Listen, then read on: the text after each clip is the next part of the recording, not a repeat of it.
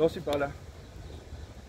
So, wat gaan jy in die vervolg in die game doen, as jy nie lekker voel nie? Wat was jou fout geweest vroeër? Jy in die aanval te weet en kry jy focus. En sê net vir jouself, nommer 1, ek het goeie vorm, wat doen ek?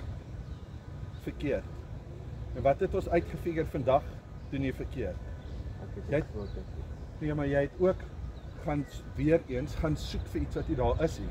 Want jy wil heeltyd van jou voorvoet af gespeel het, dan defend jy goed wat voor jou naaltjie is goed. In plaas van wat stel die bal? Kort en wyd. As dit hier so is, kan jy draai. Klein bietjie terug. Jy het so goeie back foot drive. Ek het laas ek gesien.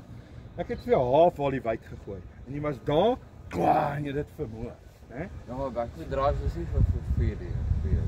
Ja, natuurlik. Wie vir my 'n paar back foot. Jy het ons gesien in Amerika 1 met die dun back. Back foot drives. Onthou, so daar is so daar's 'n goeie bal.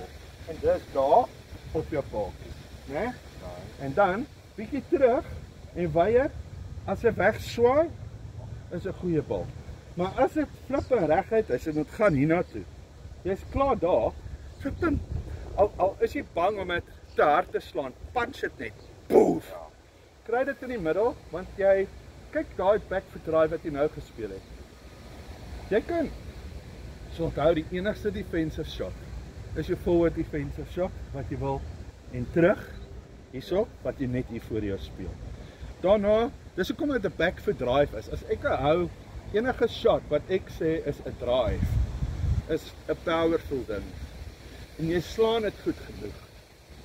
So kom ons doen die volgende set gou back foot drives en dan sit jy vir my net 'n bietjie meer krag in.